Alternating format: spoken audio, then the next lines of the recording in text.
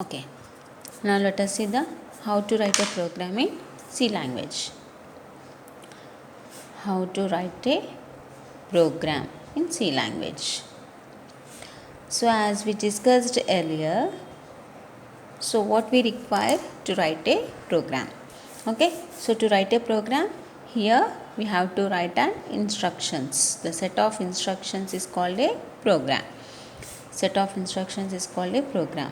The set of instructions combined together is called a program. Okay, now to write a program, here we need to write the instructions. To write a instruction, to write any instruction, we have to follow the syntax. We follow the syntax. Okay, so syntax means the set of rules. What is the syntax here? Set of rules. Now, so as we have seen earlier, that is about the characteristics of C language. So what it contains: alphabets, digits, special symbols and tokens. So all these tokens help to form a syntax. All these characteristics and tokens are helpful to form a syntax for writing an instruction. Okay. So what are the tokens? 6 tokens. What are the 6 tokens? Keywords, identifiers, strings, operators. These are the 6 tokens. A token is an individual part. Okay. Now, so here to write a program. So we have seen already how the program is executed. So how the program is executed. So what we require to execute a program? We need compiler. So why we need the compiler? Because so this is our program. Okay, this is our program source file, source code. We call it as a source code. So this source code, the compiler. So which compiler we use? That compiler which translates to the object code. Okay, that is the machine code. And the next we get the execution output. Okay, so it is understandable to the computer. So this is the .c file. So whatever the program we written is in the .c file, which is understandable to us. Now this compiler converts, what the compiler converts our source code to object code. The next it will be to the machine. It reaches to the machine. The machine gives the output. Okay, here it generates the .obj file. Here it generates the one file, that is the executable file. So 3 types of files are required. Okay, it generates 3 types of file. This is the source file or the source code. We call it as a source code, our code.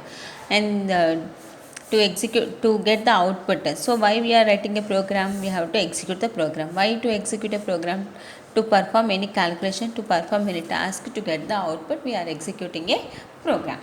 Okay, so before executing the program, the compiler compiles the program, converts our source code to the object code.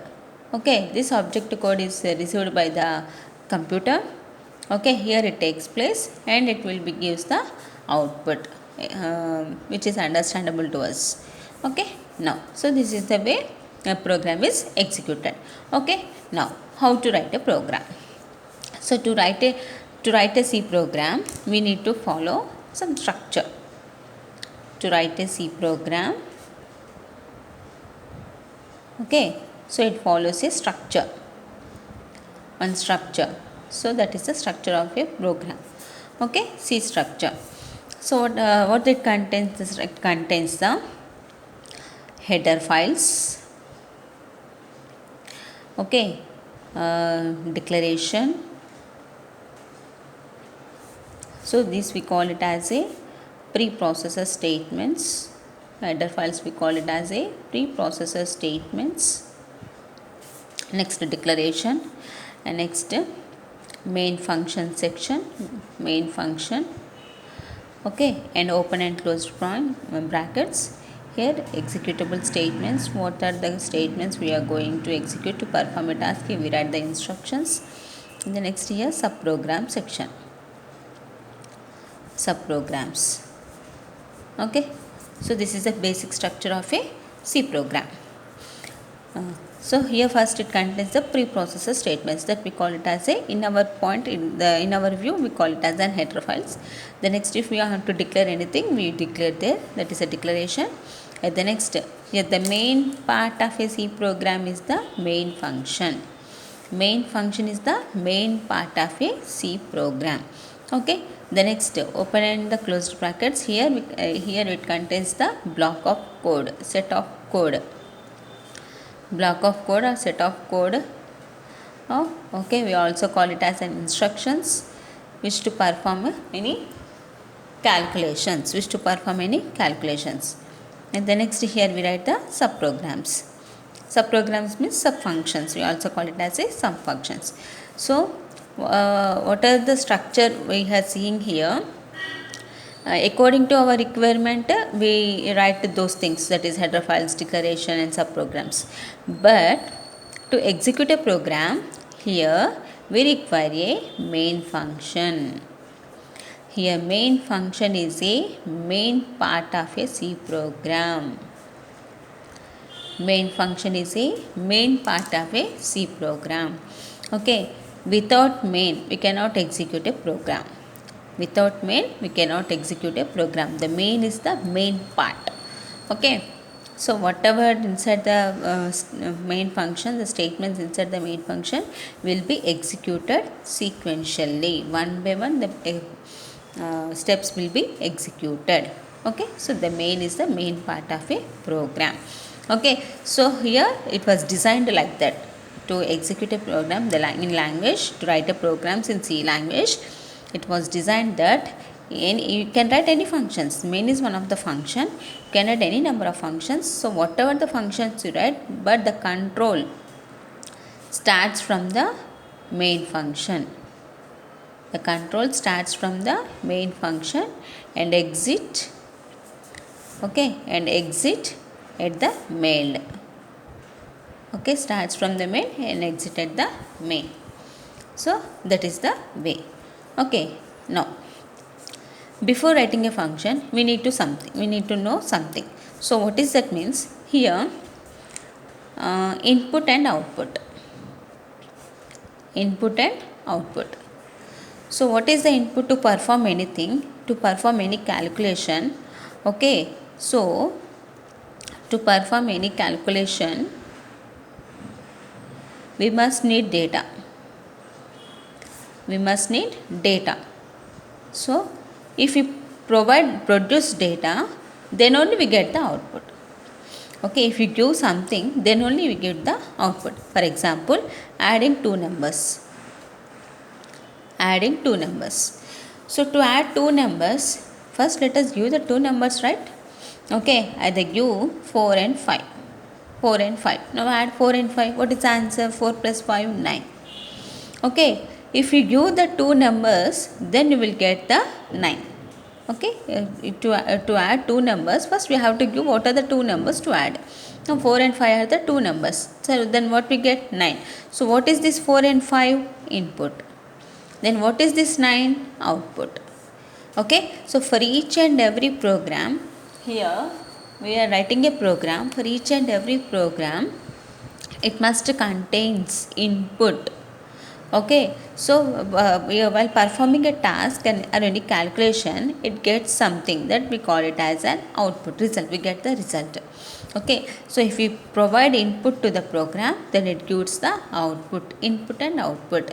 Without output we cannot run the program. Of course it is required to give the input, and we get, after executing the program, we get the output. Okay, so input will be given at here, or we can also given at here. Either we can provide input here or we can provide input here. So whatever we get the output at the end, after executing the program we get the output. Okay, now let us see how we give the input and how we get the output. Okay, so here we have already discussed about the keywords and identifiers. So keywords means already defined, identifiers means user defined. We have to define the words. Okay, we have to define the words. Then how we give the input, how we give the output. So how we define the user defined words, let us see. So to give the input, there are two ways to give the input. There are two ways to give the input. Okay, here we are providing the input. So in two ways we can give the input. For example, to add two values, to add two numbers, let the a equals to 6, b equals to 7. So what is a plus b? What is a plus b? 13. Okay. Now 6, 7 and a plus b, a equals to 6, b equals to 7, a plus b 13. Okay. So what we are doing here? We are adding two numbers. What type of numbers those are? Those are positive numbers, and moreover those are the integers. Those are the integers. Okay. So here the main concept here, while giving the input to the program, what type of data we are providing to the program. What type of data we are providing to the program. That is important. What type of data. So here we must use the type of data. Okay, what type of data. So that's why, so here we use some data types. Data types. So what is meant by data?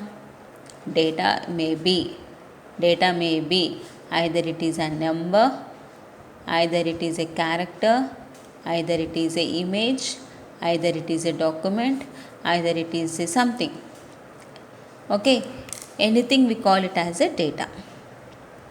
Whatever it may be, it call it as a data. Okay, either it contains a number, it is a data. Either it contains a character, it is a data. Either it is a image, it is a data. Whatever the data may be of any type. Okay, so here while writing a program, we have to mention what type of data we are providing to the program. What type of data. Okay, so here we are adding two numbers. Can we add two integers? Yes. Can we add two decimals? Yes. But here the type of data is different, this type of data is different. Both are the data, but this is an integer data, this is a decimal data. Okay, so we must inform. Okay, everything here we are writing an instruction, we must follow the rules. Whatever we are writing in the program, the compiler must understand what you are writing in the program. What is the meaning of that step? Okay, it defines that. It defines the compiler. We must define to understand to the compiler. Okay, so that's why here we define the data type. We must define the data type. Must define the data type. What type of data we are providing to the program. What type of data. What is the data? What type of data. Okay, because then only it performs any calculations. Otherwise it can't. Okay, it must know. It must be know what type of data. So here we have different types of data. Okay, so those are the primary data types, derived data types, and user defined data types. Primary data types, derived data types, and user defined data types. Okay, now so the primary data types are the int, float, char. We also call it as an primitive data types or predefined data types. Okay, now derived data types we call it as an arrays, strings, structures. Okay, this later we see the data by using some keywords, we will see the later. Okay, so we have different types of data types: primary data types, derived data types, and user defined data types. So the data types are categorized into three types: primary, derived, and user defined. So we must define the data type. Okay, then only the compiler understand. So what is the input we are providing, what type of input we are providing to the program. So then only it performs that particular calculation, otherwise it get confused. Okay, because we can add two integers, we can add two decimals. Of course, if we add two integers, what is the answer? Integer. If we add two decimals, what is the answer? Decimal. If we add one integer and one decimal, what is the output here? One decimal. The output will be in the form of a decimal. Okay, so that's why we have to mention. So what is the type of the input and what is the type of the output also. Here these two different types. So what is the output here? It is also a, we can't say it is an integer, definitely it should be a decimal if we add one integer and one decimal. Okay, so that's why we have to mention the data types. We have to define the data type before doing some performing some calculation. Okay, now so here integer, into data type we use the keyword integer. For integer we use the keyword integer. For decimal we use the keyword float. Okay, for character we use the keyword char. We use the keyword char. So these are the primary data types. Now, so how we write this, how we define this data types means data type variable, data type variable semicolon. So here semicolon defines the end of the statement. Each and every statement ends with a semicolon. That is a syntax. Okay, data type int variable. So what is the variable here? Which varies. Okay, which varies. So here a equals to 6, b equals to 7. So what we are using here, a and b terms. We are using the term a and b. Okay, so we assigned the 6 value to the a, here we assigned 7 value to the b. So is a may be changed later also, and later the a may be changed. So that's why we call it as a variable which varies. Okay, and which stores some value. Okay, int a. So this is the declaration of a data type. Declaration of a variable, we call it as a declaration. The variable declaration. Now we assign something to the a. So what is the a value? 16. This we call it as an initialization. Okay, this we call it as an initialization. Declaration and initialization. Here we are declaring the variables by using a data type. In the same manner, float yes is equals to 6.3. This is the declaration, this is the initialization. In the same manner, char y equals to character. So character can be defined with the single quotes. Character can be defined with using single quotes. So this is a character, this is a decimal, this is an integer. Okay, so to define a type, here we use the data type. Int float char is the data type. Let's okay, let us see the continuation in the next video. Please like, share, subscribe the channel. Thank you.